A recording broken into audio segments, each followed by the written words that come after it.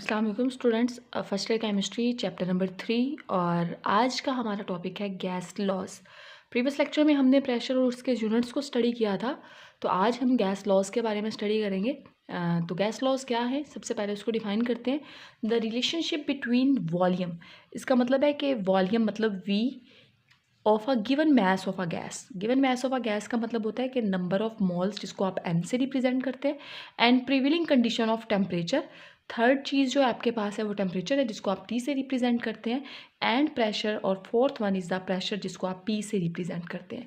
तो इसका मतलब है कि जो गैस लॉज हैं उनके अंदर हमने 4 डिफरेंट क्वांटिटीज़ के रिलेशनशिप्स को स्टडी करना है, जिसमें प्रेशर है, वॉल्यूम है, नंबर ऑफ मोल है एंड टेम्परेचर है। ठीक है, तो यहाँ पे अगर हम बात करें तो डिफरेंट किस्म के लाज को हम स्टडी करेंगे। हमारे इस गैसेस के चैप्टर में डिफरेंट 5 लाज हैं, जिसमें से फर्स्ट 3 लाज जो हैं उनको अगर हम डिस्कस करें तो उसमें बॉयल्स ला है, चार्ल्स ला है और एवोगैड्रोस ला है। और इनमें यही 4 चीज़ों के दरमियान रिलेशनशिप है, जिसमें 2 चीज़ें जो हैं वो वेरिएबल्स होती हैं और 2 चीज़ें जो हैं वो कांस्टेंट हैं। बॉयल्स ला में वॉल्यूम और प्रेशर के दरमियान रिलेशनशिप है और कांस्टेंट क्या है, temperature and number of moles. Charles law में वॉल्यूम और टेम्परेचर के दरमियान रिलेशनशिप है, कांस्टेंट क्या है, pressure and number of moles. जबकि एवोगैड्रोस ला में volume and number of moles के दरमियान रिलेशनशिप है और कांस्टेंट क्या है, टेम्परेचर एंड प्रेशर कांस्टेंट है। क्लियर है जी? तो स्टूडेंट्स, हमारा सबसे फर्स्ट टॉपिक है, जो फर्स्ट लॉ है वो है बॉयल्स लॉ। और बॉयल्स लॉ को इंट्रोड्यूस करवाया था रॉबर्ट बॉयल ने, जो कि एक ब्रिटिश केमिस्ट है। उन्होंने 17वीं सेंचुरी में इस लॉ को इंट्रोड्यूस करवाया और 2 चीज़ों के दरमियान रिलेशनशिप को एक्सप्लेन किया। उनके according the volume of a given mass of a gas is at the constant temperature is inversely proportional to the pressure applied to the gas. वो कहते हैं कि वॉल्यूम जो है वो इन्वर्सली प्रोपोर्शनल किसके है, प्रेशर के। जब कौन कौन सी चीज़ें कांस्टेंट हैं, जब यहाँ पे लिखा हुआ है एट कांस्टेंट टेम्परेचर, इसका मतलब है कि एक टेम्परेचर कांस्टेंट है और दूसरा given mass of a gas. Given mass of a gas का मतलब है कि नंबर ऑफ मोल्स भी फिक्स है। इसका मतलब है कि वॉल्यूम और प्रेशर का इन्वर्स रिलेशनशिप है जब temperature and number of moles क्या होंगे, कांस्टेंट। तो यहाँ पे अगर मैं उसको मैथमेटिकली एक्सप्लेन करूँ तो V is inversely proportional to pressure, और साथ में आपको मेंशन करना पड़ेगा कि temperature and number of moles जो हैं वो क्या है, कांस्टेंट है। ठीक है, तो ये आपने इसको मैथमेटिकली एक्सप्लेन कर दिया। अब आपने जो है वो प्रोपोर्शनैलिटी का साइन ख़त्म करना है, तो कांस्टेंट आ जाएगा K/P, और यहाँ से PV is equal to K। आपके पास बॉयल्स लॉ की एक न्यू डेफिनेशन आ जाती है, और वो डेफिनेशन क्या है, the product of pressure and volume. क्योंकि जब 2 चीज़ें आपस में मल्टीप्लाई हो रही हो तो उसके लिए हम प्रोडक्ट का वर्ड यूज़ करते हैं। The product of pressure and volume is a constant quantity. ये कांस्टेंट क्वांटिटी होगी कब, जब temperature and number of moles क्या होंगे, सेम।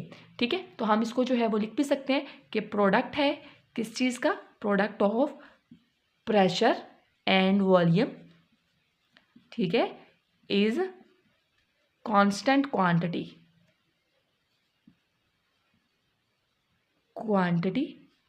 कांस्टेंट क्वांटिटी है कब, when temperature and number of moles are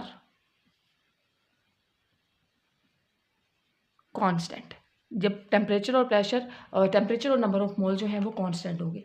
अब हम 2 डिफरेंट कंडीशंस पे भी ले सकते हैं इसको। ठीक है, कि मतलब हमारे पास एक इनिशियल कंडीशन होगी, एक फाइनल कंडीशन होगी, तो उसके अकॉर्डिंग हमने बॉयल्स लॉ को किस तरह से रिप्रेजेंट करना है, यहाँ पे थोड़ा सा आपको रिप्रेजेंट करके दिखाती हूँ। इनिशियल कंडीशन में हम कह सकते हैं P1 V1 is equal to K।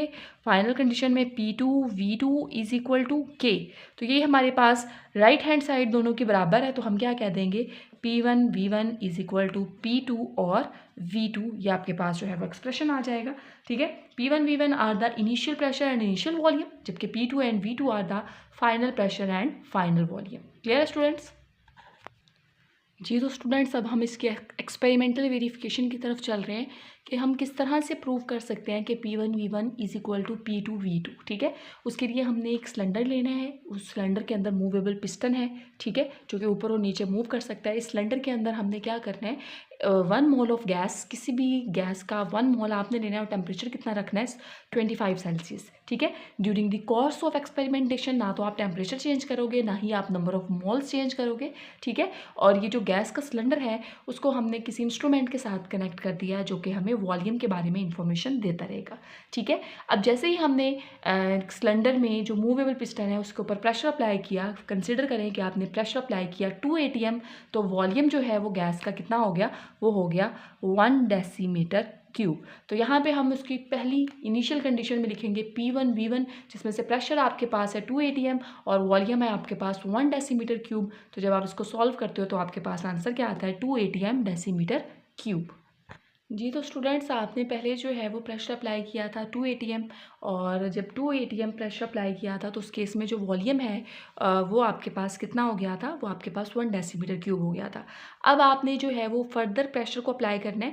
Pressure आपने कितना कर दिया, 4 atm, और वॉल्यूम जो है वो रिड्यूस होकर कितना हो जाएगा, 1/2 डेसीमीटर क्यूब। ठीक है, टेम्परेचर भी कांस्टेंट रखना है और नंबर ऑफ मोल्स भी कांस्टेंट रखने हैं। तो अब आपके पास यहाँ पे P1 V1 की जगह पे आप क्या लिखोगे, P2 एंड V2, और यहाँ पे इनकी वैल्यूज़ को पुट करोगे तो इस केस में भी जो आंसर है वो कितना आ जाएगा, 2 atm डेसीमीटर क्यूब। ठीक हो गया स्टूडेंट्स। जी, तो स्टूडेंट्स अब आपने क्या करना है कि प्रेशर को मज़ीद इंक्रीज़ कर देना है। जैसे ही आप प्रेशर को फर्दर इंक्रीज़ करते हो, वॉल्यूम देखिए मज़ीद रिड्यूस हो गया है।